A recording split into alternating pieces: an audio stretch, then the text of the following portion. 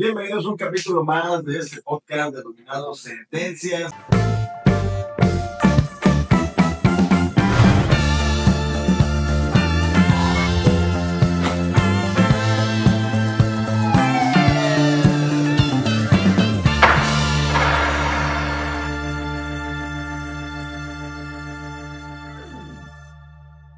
El día de hoy me complace mucho tener al doctor Napoleón Nevares Treviño, quien es secretario de un colegiado de estudio y cuenta aquí de Cuarto Circuito, que es también maestro de la Facultad de Derecho en posgrado, quien es doctor en Derecho por la Facultad Autónoma de Nuevo León, que es catedrático de la Libre de Derecho de la Facultad de la FACTI de la Facultad de Nuevo León, y quien nos va a comentar acerca de una parte directa en revisión 100 2022.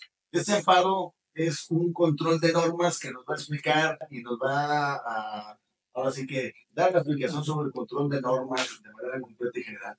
Doctor, pues muchas gracias por tu tiempo. Al contrario, me siento honrado por la invitación y para servirles. Pues mira, ¿qué pasó en este asunto? ¿Qué resuelve el tribunal colegiado? Y digo, pues el ponente, bueno, coméntanos un poco del asunto. Gracias. Este asunto tiene su origen en la aplicación del artículo 464 del Código de Procedimientos Civiles del Estado de Nuevo León. Es un artículo que regula lo inherente a la ejecución de la sentencia, desde la perspectiva de quién está legitimado para instar esta ejecución. La redacción de la norma en un término literal nos establece que la parte vencedora es quien promoverá ese incidente para liquidar la sentencia. La problemática que se presentó aquí es que quien acude a promover el incidente es la parte vencida. Entonces, ante ello y con base en la aplicación de esta norma, el juez de instancia desecha el incidente, fundando esta determinación en la interpretación literal de esta disposición normativa, en el sentido de que quien está legitimado para promoverlo es la parte que resultó vencedora dentro del procedimiento, no la vencida. En este caso, entonces, digamos que una vez es un asunto de arrendamiento, recuerdo. En este asunto, quien perdió, el que no condenado, es el que dice, oye, no quiero que se cuantifique el monto. Así es. Y el juez nomás dice, tú no estás legitimado, tú no eres el bueno y le corresponde, pues, ahora sí que al arrendador. Así es. Pero se va al tribunal colegiado y ¿qué resuelven ustedes? Y voy a regresar un poquito para hablarlo así en términos también coloquial para nuestro público. Imaginemos una situación en la que se dicta una sentencia, hay una condena a un pago de rentas y el actor que resultó vencedor dentro del juicio no promueve este incidente y estas rentas se empiezan a generar durante un lapso importante de tiempo y antes de que prescriba él piensa, va a presentar ese incidente y se va a cuarentificar durante todos estos años. Entonces la parte que perdió, por así decirlo coloquialmente, ante esta problemática, pues decide promover el incidente por una cuestión de seguridad jurídica y evitar que se sigan cuantificando estas rentas en su perjuicio. Pero se encuentra con esta decisión y aplicación de la norma en su sentido literal de que no se encuentra legitimado por no haber sido el vencedor dentro del procedimiento. En este punto creo que no es injusto que el propio arrendatario presente el incidente porque dice, oye, espérame, pues si no lo pongo yo, le tengo que fijar un tope, si no me vas a condenar a lo que se tenga que condenar de aquí a 3, 4, 5 años, dependiendo si la cuantía. Así es. Y ahora sí, ¿les llega a ustedes o se va a hacer una instancia?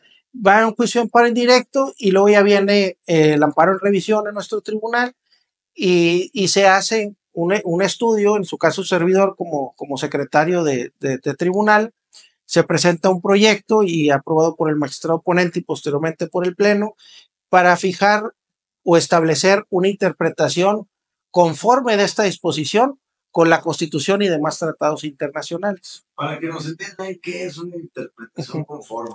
Sí, de manera, digamos así, muy simple, podríamos decir que las normas pueden ser sometidas a un control constitucional. y pueden serlo a través de distintos ejes. Uno de ellos es su contenido formal. O sea, digamos, una norma puede ser declarada inconstitucional por los vicios en su proceso legislativo, en su forma en cómo fue creada. Otra forma es su contenido material, o sea, los enunciados que encierra la norma. Digamos, hay normas que son restrictivas o transgreden un principio de libertad o igualdad y su contenido lo hace contrario a una norma fundamental. Y finalmente tenemos la posibilidad de que una norma sea inconstitucional producto de la interpretación o el alcance que le da el juzgador. Esto quiere decir que cuando se están entre disposiciones que pudieran admitir una o más interpretaciones posibles o bien sean oscuras, el juzgador al fijar ese alcance pudiera no respetar algún derecho fundamental. Retomando el contenido de este artículo 474, la norma en su contenido material podrían de esta desprenderse dos interpretaciones posibles. Una, que por guardar silencio respecto a la parte vencida, se prohíbe que pueda instar el incidente. O bien, que de manera expresa coarta ese derecho por establecer que solo la parte que resultó vencedora puede promover el incidente. Entonces, en este momento, ante esta disyuntiva del juez de esas dos interpretaciones posibles, lo que se busca es que se opte por aquella que sea acorde con el contenido de las normas fundamentales, y ahí es donde se encuentra la interpretación conforme. O sea, la disposición en sí no es inconstitucional, pero al admitir dos interpretaciones posibles, se debe optar por aquella que sea acorde con la norma fundamental. Entonces, en este caso, y como decíamos coloquialmente, que el actor está dejando que transcurra el tiempo para que se sigan cuantificando las rentas y el demandado ante esa situación, pues quiere, como bien decías, poner un alto para efecto de que no se siga cuantificando esta suma de manera importante, pues están inmersos derechos no solamente a la tutela judicial efectiva, también a la seguridad jurídica, propios y contenidos en el artículo 17 de la Constitución Federal. Una cuestión también inherente al orden público, porque el cumplimiento de la sentencia no solamente atañe al actor, también al demandado y a la sociedad en general. Entonces, ¿cómo podemos interpretar esta norma para que no transgreda estas disposiciones?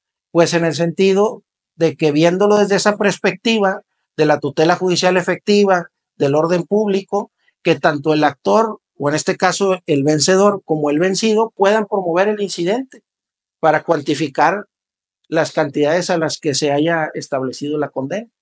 En ese caso, digamos que habría que privilegiar la igualdad procesal entre las partes. Así es, también es otro de los derechos efectivamente que se encuentra inmerso. O sea, porque al final, tanto el actor como el demandado debe garantizárseles que tengan los mismos derechos dentro del procedimiento. No habría una justificación en el orden jurídico para restringir que solo una de las partes pueda presentar un incidente o un recurso. En el proyecto, dentro de esta interpretación conforme, toman el Pacto de San José como fundamento. Así es. ¿Por qué se lo traen? ¿Por qué traerse desde allá para fundamentar la sentencia? Así es. Dentro de la jerarquía de normas, o si nosotros visualizamos aquella pirámide de Kelsen en el que concebíamos la Constitución o norma básica encima y posteriormente las normas, digamos hoy en día federales, estatales y demás. A raíz de la reforma constitucional en 2010-2011, pensaríamos ahora o tendríamos que visualizar ya no a la Constitución como la norma suprema, sino a la Convención Americana sobre Derechos Humanos, siempre y cuando guarde una coherencia con la norma fundamental o no esté sujeta a una restricción. Claro que cuando está sujeta a una restricción, que igual es otro tema que nos puede dar para otra plática, habría que acudir a otro tipo de herramientas dentro del control constitucional, que sería la proporcionalidad o ponderación. Pero en este caso, dentro de este bloque normativo, se acude a la Convención Americana por contener derechos prima facie y que de alguna manera vienen a permear dentro del ordenamiento jurídico nacional.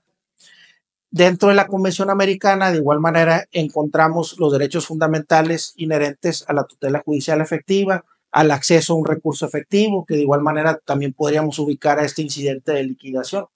Por eso la necesidad de hoy en día de que se abre, digamos, este abanico en el sentido de que no solamente las normas del derecho interno pueden regir o servir de base para la solución de un caso determinado, sino que también podemos acudir a las normas supranacionales o criterios incluso de la propia Corte Interamericana o bien del sistema universal en el caso de Naciones Unidas para en un momento dado orientar y fundar una determinación judicial.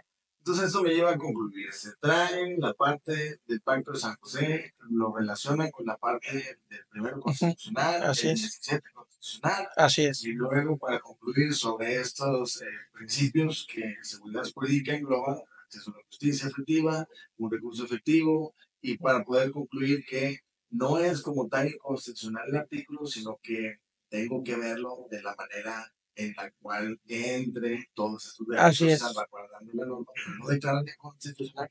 Así es. Sí, o sea, de inicio nosotros vemos la disposición normativa y pues al no prohibir de manera expresa al vencido promover el incidente, pues no podríamos sostener que es inconstitucional, sino que lo hace o la hace inconstitucional en un momento dado es la interpretación o el alcance que fijó el juzgador, porque en ese momento él determinó con base en una interpretación literal que contiene una prohibición. En este control de normas, en este control de leyes, ¿qué tan frecuentes se dan en los tribunales este tipo de asuntos? A raíz de la reforma constitucional sí ha sido un poco más esta frecuencia en el sentido del planteamiento de los problemas de inconstitucionalidad de normas. Y de igual manera la jurisprudencia ha tenido una evolución importante.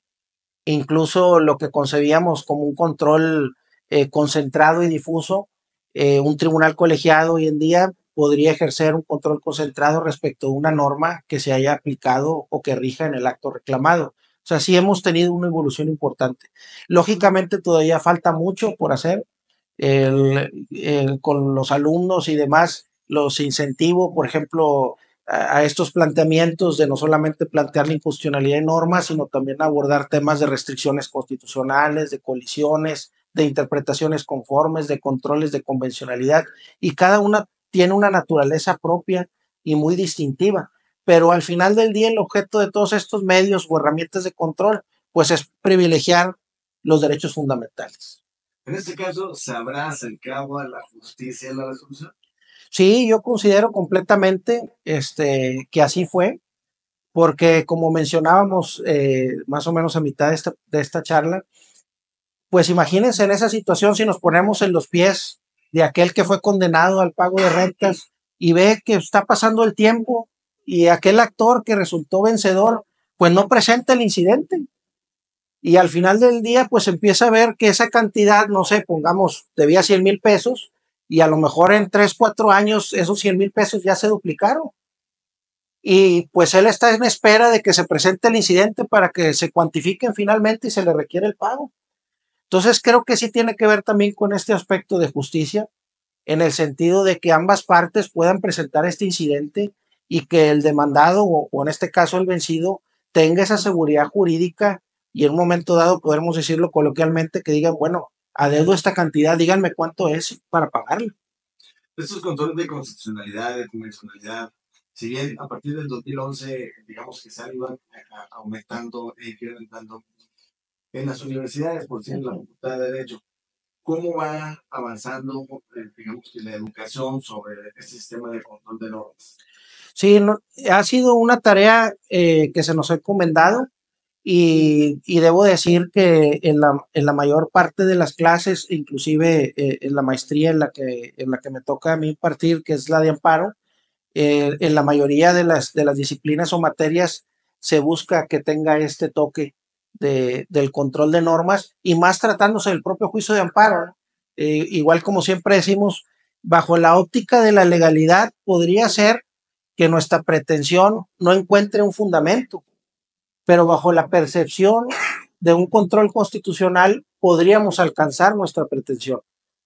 Entonces, de ahí que es un aspecto primordial para el estudio e implementación dentro del juicio de amparo. Hablando sobre este cuestión de control de normas, porque creo que es algo muy interesante y que se ha puesto mucho últimamente, no de moda, pero sí en el foro jurídico, con toda esta discusión y todo lo que ha sido la reforma de la Constitución en cuanto al Poder Judicial de la Federación. Eh, Hay un autor que llama su libro El imperio de los jueces. ¿Cuál es el riesgo de este control de las normas a través del control judicial? Así es. Bueno, tendríamos que partir o tener muy claro que propiamente el juez como tal no es que vaya, digamos, a legislar o a reformar una disposición normativa, pero sí el juez tiene esa tarea de que aquellas normas que transgredan un derecho fundamental o bien que son entendidas contrario a algún derecho fundamental encuentren una cabida dentro del ordenamiento jurídico para al final del día brindar una seguridad jurídica a la sociedad. O sea, al final esta tarea del control constitucional de normas es muy importante.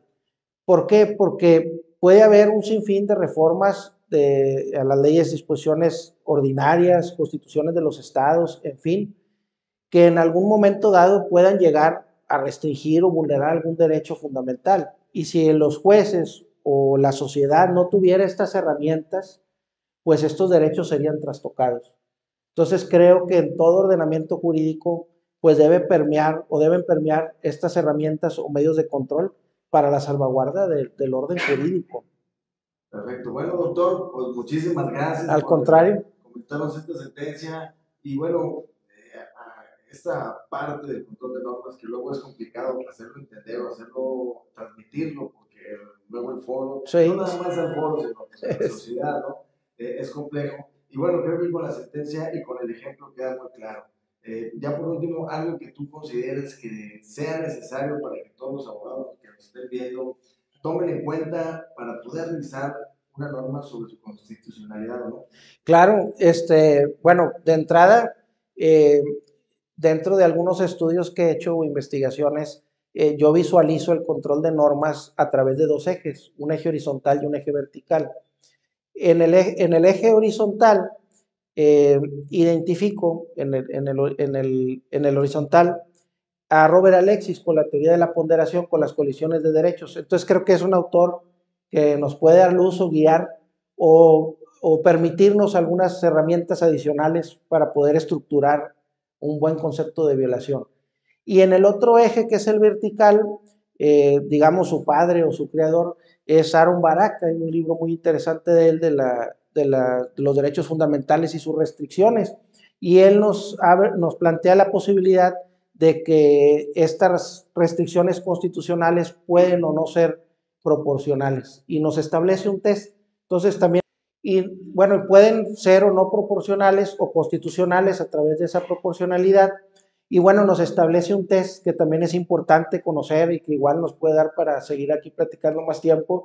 Pero bueno, les recomiendo estas grandes obras. Son magníficas y sé que les serán de mucha utilidad para estructurar ya sea un concepto de violación o un considerando en alguna sentencia de algún juzgado de distrito o algún tribunal colegiado.